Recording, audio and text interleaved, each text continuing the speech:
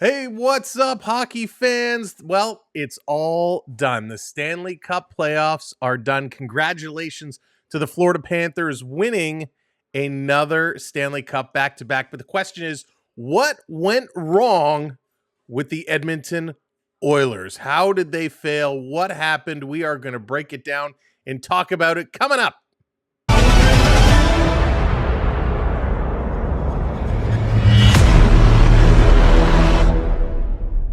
So the Edmonton Oilers had some significant issues. Listen, it was a great series. It was back and forth. Easily a coin flip could have solved a couple of these games. 3 OT games, including double overtime. So exciting. But ultimately, the Edmonton Oilers cannot get it done. They couldn't do it. They can't do it. They won't do it. They don't do it. What are they going to do for next year? How do they turn things around? Well, we have a couple ideas. We have a couple of things why we believe this did not go their way. Now, first, we talked about this during the live streams during every game. The energy level. When you look at the Florida Panthers in the locker room, they're pumping each other up. They're hyping each other up. Paul Maurice as a coach was fired up. These guys were just a ball of energy. When you look at the Oilers, there was no noise. There was no jumping up and down. There was no getting each other psyched up and pumped up. Everybody came out as individuals. Everybody looked dejected, eyes looking down. All the body language said, we have no chance. And ultimately, it came out. They ended up on the losing side. Energy is just one thing. Positivity, another thing. The Panthers were positive all the time. The interviews, they were saying all the right things. They were smiling. They were happy. The Oilers, they were serious. They didn't have a lot of good things to say. You could just tell, again, how verbally, they were coming across did not give good vibes. But it's all hearsay. Energy, positivity, all this stuff. Does it make or break a team? Yes, no, maybe. But what does are the teams. What does are the players. So we're going to look at these players and we're going to break them all down. Hey, green screen, how you doing? Why don't you go away?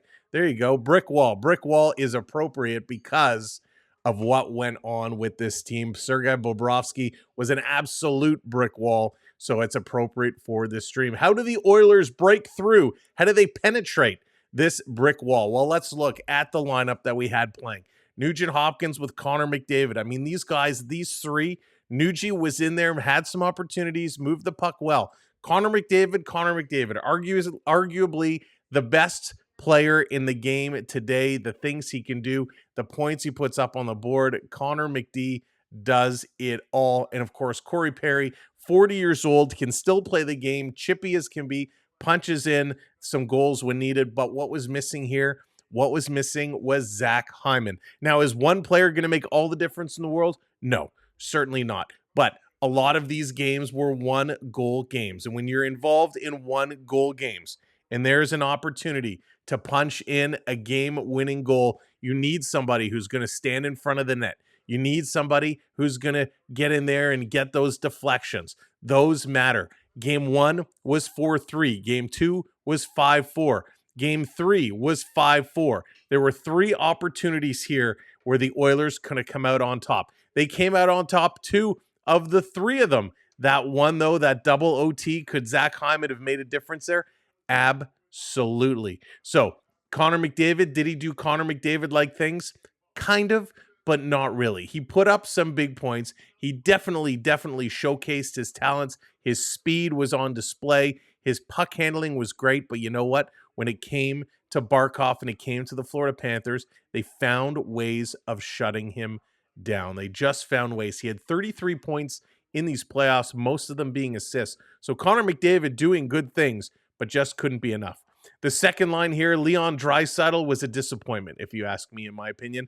Very, very disappointed in Draisaitl and what he brought. Expected more from him, especially going into next year with the contract he's going to be making, $14 million a year. Leon Draisaitl needs to be a dominant force, and he just was not that dominant force. Again, he still had 33 points overall, put up good numbers, but in this final round, he struggled. He certainly struggled, but he just couldn't get it done.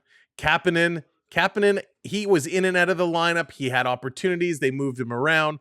Evander Kane, disappointment. And actually, the Edmonton Oilers are being investigated for some LTIR cap relief that they used regarding Evander Kane. So it's going to be interesting to see how that is going to pan out. But Evander Kane, he came in, he was chippy, he was stirring it up. He tried to play Sam Bennett like hockey, just did not work for him. The third line, I thought Adam Henrique was actually okay.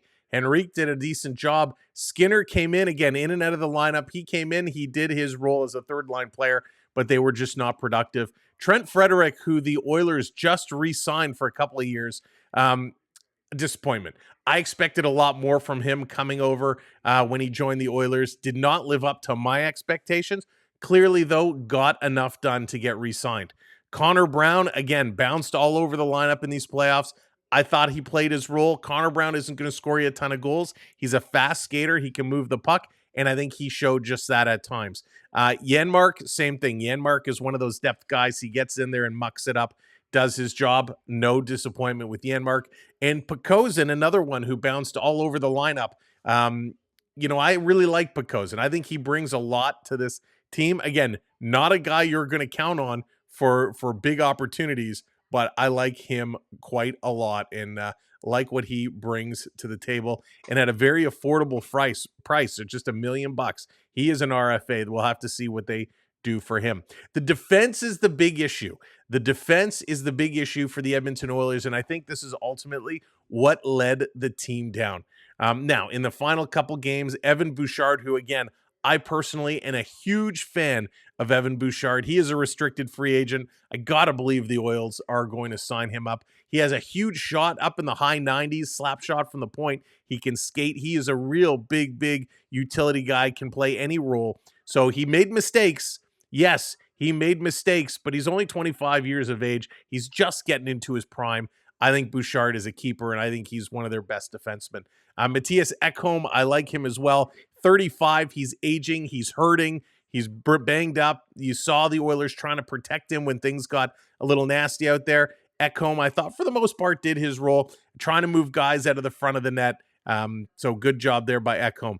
Darnell Nurse was a huge disappointment, and a big letdown at $9.2 million, which is way too much for what this guy does. Darnell Nurse, a lot of mistakes. It was ugly hockey, bad penalties. He took a lot of really bad penalties, and just not the way you want to see things happen. Only 8 points in these playoffs, which is just not enough. Playing 23 minutes a night. Darnell Nurse was a big reason the Oils fail in terms of their group defense. John Klingberg, I think they realized the hard way. Klingberg is not the stand-up defenseman that is going to lead you to the promised land. Maple Leafs learned that the hard way. Brett Kulak impressed me. He did okay. Again, I don't expect much, but Kulak, he did his job. Jake Wallman was another guy. Really impressed me. Loved what he brought. A little chippy at times, but stood his ground, and I'm a big Jake Wallman fan now moving forward. He showed me a lot. Somebody they brought over via trade, making $3.4 million. He's going to be a UFA after next year. So very interesting to see how Wallman's going to continue to play. So between Bouchard, Ekholm, and Wallman, 3 Ds I like. Kulak, mediocre. Nurse and Klingberg really bring that D down. And when you're struggling defensively, when you can't get it going there, you got to look to your net. And you have 2 goaltenders in Stuart Skinner and Calvin Pickard who, listen, they're not Stanley Cup champion goaltenders. In total, between your 2 goaltenders, they're making $3.6 million. 2.6 for Skinner, 1 million for Pickard.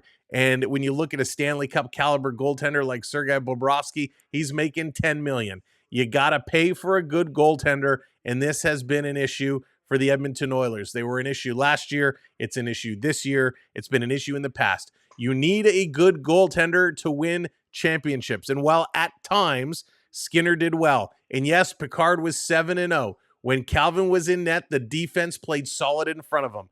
When Skinner was in net, the defense failed. And when your defense fails, your goaltender has to face a lot. And when your goaltender makes mistakes, which they both did, when your goaltenders make mistakes, you're going to lose hockey games. So that is ultimately the downfall of the Edmonton Oilers. Poor defense, poor goaltending. Now, Connor McDavid says, hey, we can defend just fine. We can play all facets of the game very well. Well, I disagree, Connor. You need better goaltending. You need some better defense to get the job done. Now, Sam, how can you say this? How can you say it's so bad when they made it to the Stanley Cup Final? I get it. I get it. They did. They went here. They made it a long way. They beat out all the other teams. They dominated the LA Kings. They absolutely walloped the Vegas Golden Knights and the Dallas Stars. Well, what happened? What happened? You played a Florida Panther team who hits you, who shoots, who battles along the boards. They play a completely different style of game, a style of game the Edmonton Oilers just could not defend. Now, there's probably a whole other reasons, a whole other excuses out there that people have. But ultimately, the way I see it, it breaks down to defense didn't do their job. Goaltenders didn't do up their job. You have two of the best players in McDavid and Draisaitl who tried to do it all on their own, and they couldn't do it. The Florida Panthers won because they were a positive, energetic team that plays as a unit. All four lines were effective for the Florida Panthers. Their defense was effective. And of course, they had Bobrovsky, who yet again was undeniable here in these finals. So a big congratulations to the Florida Panthers. Edmonton Oilers, listen, you got a conference championship. That's not too shabby. Lots of room to build on. I can't wait for next season already. We're going to have lots of hockey coverage coming up all summer long. So make sure you hit that subscribe. Make sure you hit that like. Make sure your notification bell is turned on. You're not going to want to miss a thing. We're going to have lots of giveaways. Plus, we came up with another box of hockey cards. We're going to be cracking these open. We're going to do a live stream hangout where we open those up. Stay tuned for that. Thank you for watching. Thank you for supporting the channel. Let's go Oilers. Congrats Panthers, and we'll see you real soon. Let's go!